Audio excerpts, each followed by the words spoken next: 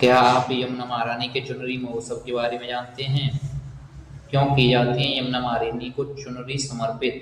भक्त दूर दूर से आकर वृंदावन और मथुरा में करते हैं यमुना महारानी को चुनरी अर्पित। तो राधे राधे मित्रों, मेरा नाम है दीपक शुक्ला और मैं हूँ श्रीधाम वृंदावन से।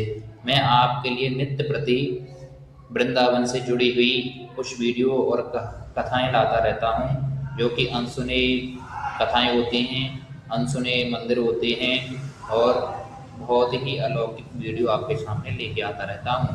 अगर आपने अभी तक मेरे इस चैनल को सब्सक्राइब नहीं किया है तो जल्दी से सब्सक्राइब कर लें। और आप ये वीडियो कहाँ से देख रहे हैं मुझे कमेंट करके ज़रूर बताना। और क्या आपने पहले कभी चुनरी महोत्सव का कोई वीडियो या वृंदावन मथुरा में चुनरी महोत्सव देखा है तो मुझे कमेंट करके ज़रूर बताएं।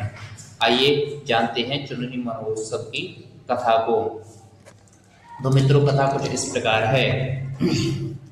जब बांके बिहारी अपना रास रचा रहे थे गोपियों के साथ, तो गोपियों को मान हो जाता है और वो गोपियों के मान को दूर करने के लिए बिहारी जी चले जाते हैं।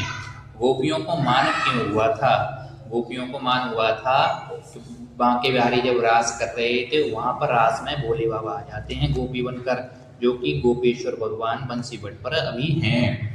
आपने शायद उसके दर्शन किए होंगे, नहीं तो आप आकर दर्शन कर लेना। गोपेश्वर भगवान वृंदावन के कोतवाल भी हैं।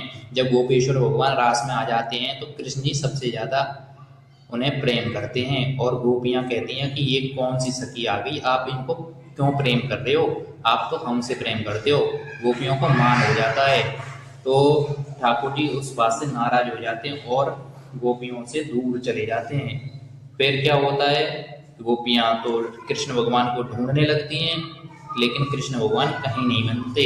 और जब गोपियाँ ढूंढते ढूंढते माँ यमुना के पास पहुँचती हैं और ब्रह्म में रोने लगती हैं, और इसी के ऊपर गोपी गीत भी बना हुआ है। जब ब्रह्म में रोने लगती हैं तो गोपी जो थी यमुना माँ से पुकार करने लगी, हे यमुना जी, हे यमुना पुलेन, आप हमारी प्रिया प्रीतम को कहीं से भी ढूंढकर हमें मिलवा दें, हम आपको चुनरी अर्पित करेंगे। यमुना माँ उनकी पुकार सुन लेती हैं और गोपियों का मान भी दूर हो जाता है। तो ठाकुर जी उनके समक्ष आ जाते हैं और गोपियाँ कृष्ण जी को पाकर अति प्रसन्न हो जाती हैं और फिर वो सभी मिलकर माँ यमुना को चुनरी अर्पित करती हैं और चुनरी अर्पित करके माँ यमुना का धन्यवाद करती हैं। तभी से ये चुनरी महोत्सव शुरू हो जाता है।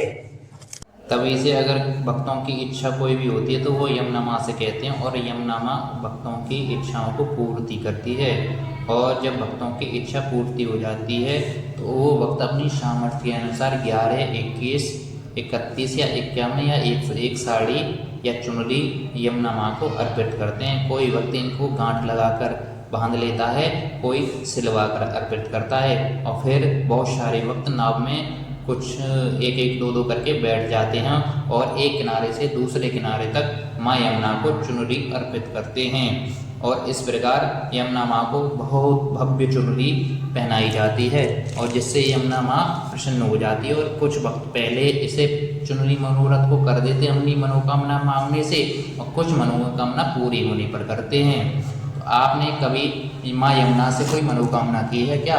या अगर नहीं तो आपकी अगर कोई मनोकामना है तो आप यमुना माँ से जरूर रखें और यमुना माँ उस मनोकामना को अवश्य पूरी करेंगी। मेरा ये आपसे वादा है। बांके बिहारी लाल की जय। और ये देखिए भव्य सभी आरती कर रहे हैं। जब चुनरी महोत्सव इनका पूरा हुआ उसके बाद सभी भक्तों ने माँ यमुना की बहुत ही भव्य आरती की। आरती करके सभी भक्त आनंदित हो गए और माँ यमुना इनकी जल्दी से जल्दी पुकार सुने और इन भक्तों को जो भी चाहिए वो यमुना मैया दे दे। और जो भी भक्त इस आरती को देख रहे हैं, इस चुनरी महोत्सव को देख रहे हैं, माँ यमुना उनकी भी मनोकामना पूरी करे। राधे राधे। कमेंट जरूर करें।